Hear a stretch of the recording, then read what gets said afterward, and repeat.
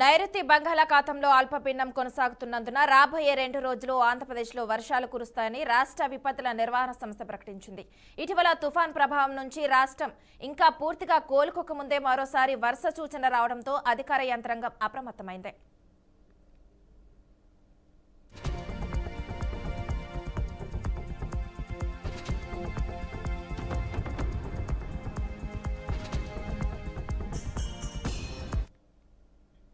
విపత్తుల నిర్వహణ సంస్థ వెల్లడించిన వివరాల ప్రకారం నెల్లూరు, తిరుపతి జిల్లాలో భారీ నుంచి మోస్తరు వర్షాలు కురిసే అవకాశం ఉంది. అదేవిధంగా ప్రకాశం, అన్నమయ్య, చిత్తూరు జిల్లాలో కూడా తేలికపాటి నుంచి మోస్తరు వర్షాలు కురుస్తాయని అధికారులు తెలిపారు. ఈ నేపథ్యంలో ప్రజలు అప్రమత్తంగా ఉండాలని, లోతట్టు ప్రాంతాల ప్రజలు కూడా తగిన జాగ్రత్తలు తీసుకోవాలని సూచించారు. ముఖ్యంగా మత్స్యకారులు వేట కోసం సముద్రంలోకి వెళ్లవద్దని స్పష్టమైన హెచ్చరికలు జారీ చేశారు. వర్షాల కారణంగా వాగులు, వంకలు పొంగే ప్రమాదం ఉందని, ప్రయాణాల్లో జాగ్రత్త వహించాలని అధికారులు సూచించారు.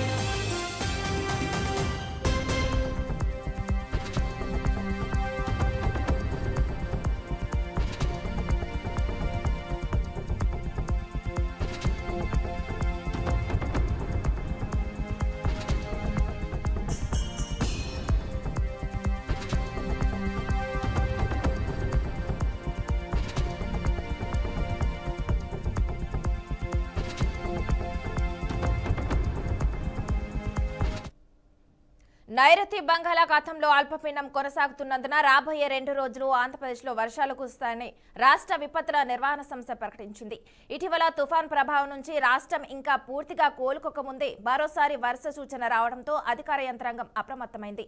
విపత్తుల నిర్వహణ సంస్థ వెల్లడించిన వివరాల ప్రకారం నెల్లూరు, తిరుపతి జిల్లాలో భారీ నుంచి మోస్తరు వర్షాలు కురిసే అవకాశం ఉంది. అదేవిధంగా ప్రకాశం, అన్నమయ్య, చిత్తూరు జిల్లాలో కూడా తేలికపాటి నుంచి మోస్తరు వర్షాలు కురుస్తాయని అధికారులు తెలిపారు.